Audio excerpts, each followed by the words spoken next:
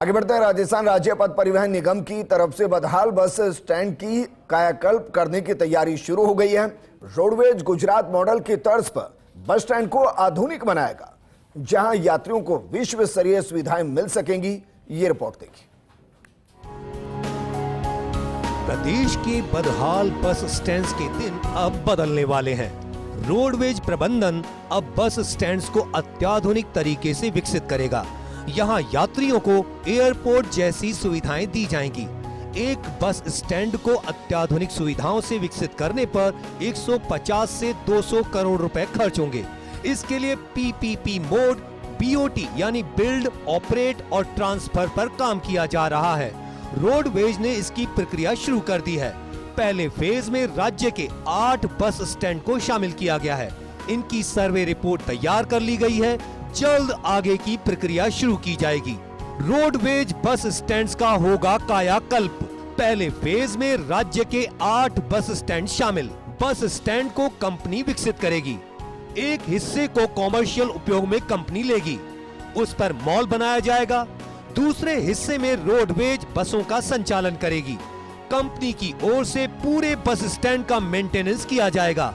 पहले फेज में रोडवेज के भरतपुर, अजमेर, उदयपुर, चित्तौड़गढ़, भीलवाड़ा, बीकानेर, ब्यावर और बूंदी शामिल हैं। सलाहकार कंपनी को नियुक्त कर प्लान तैयार हो रहा है।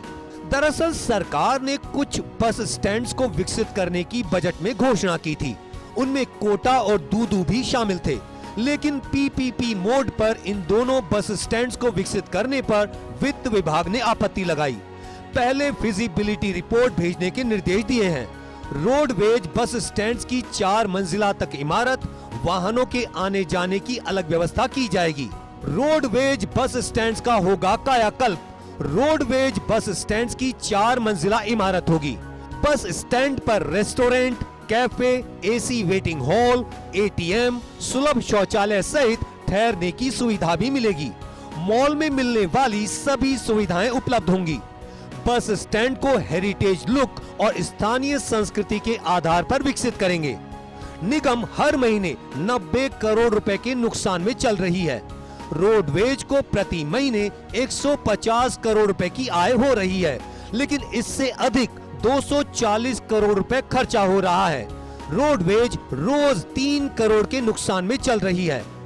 राजस्थान रोडवेज के बीते 10 साल के आंकड़ों को देखें तो प्रति किलोमीटर 23 रुपए खर्चा बढ़ गया है।